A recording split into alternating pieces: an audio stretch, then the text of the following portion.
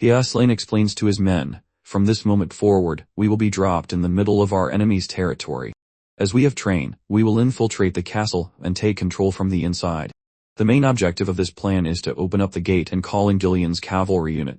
However, Cavaldy's army has the best equipment in the north. Even if you've learned how to control mana, it won't be easy.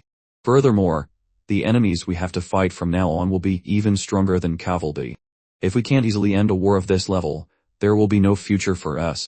Ghislaine's men look worried, but he smiles and tells them, don't worry. We've already pioneered the forest of beasts, which no one had ever managed to do. We've led a hopeless war to victory. Then he asks, so I ask you, is our preparation lacking in any aspect? The soldiers answer. He asks, are you afraid? They answer, we are not afraid. He puts on his helmet, and says, you've grown faster than anyone could imagine. The balloon is ready and Wendy is there to manage the fire. And Ghislaine says, now it's time to fly. The scene moves to the fortress where Count Cavaldy's soldiers watch the situation. While using a monocular, one guard says they've been working so hard to dig the tunnel in the morning, but now they're just gone. Another guard answers, they probably sleep at night, too. 2 more guards arrive to relieve them.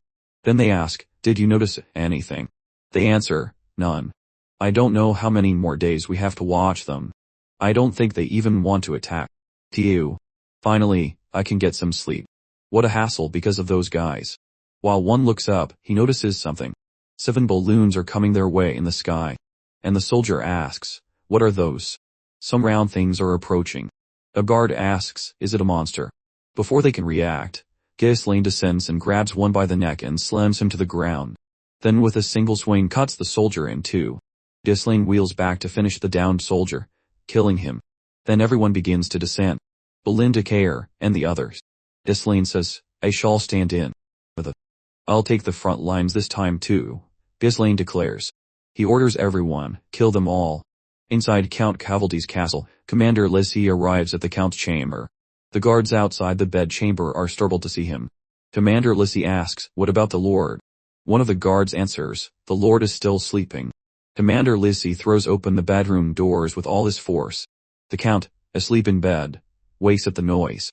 He is surprised to see Commander Lizzie and asks what is going on.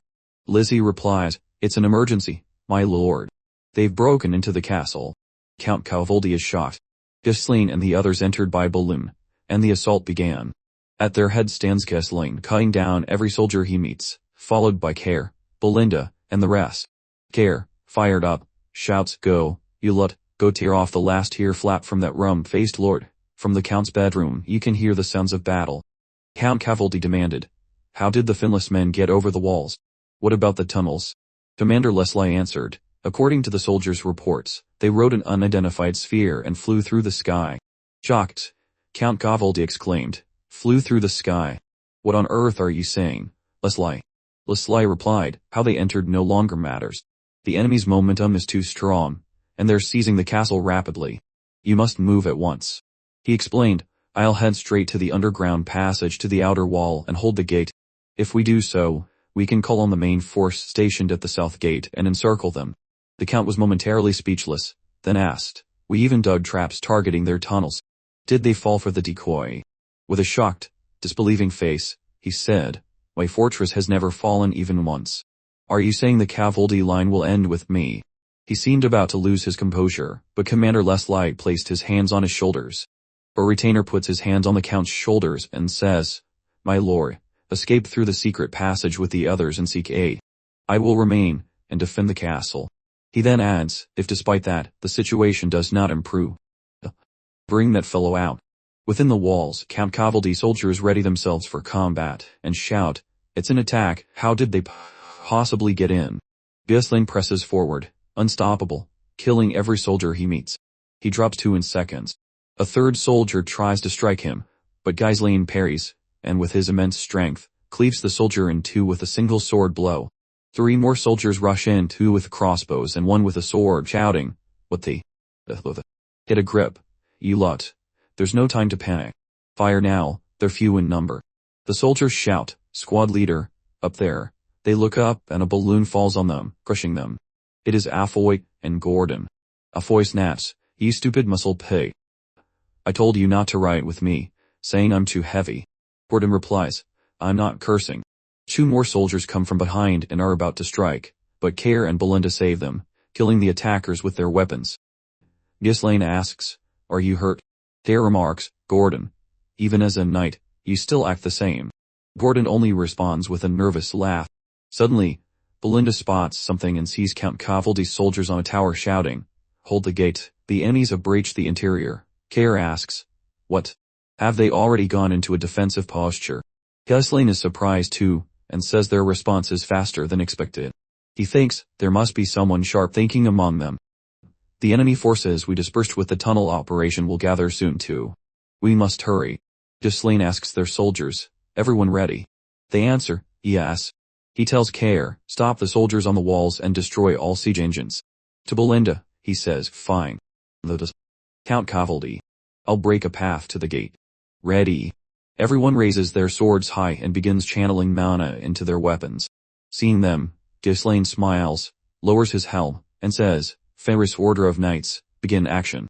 They reach the main gate, where they find Commander Leslie. A soldier tells him, "Commander, they're coming." And he replies, "So they were aiming for the gate, as he expected." He then orders all units, spears up. Stop them.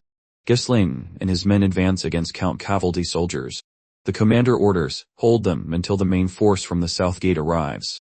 Count Cavaldi's soldiers brace their spears, but are overwhelmed by Ghislaine and his men.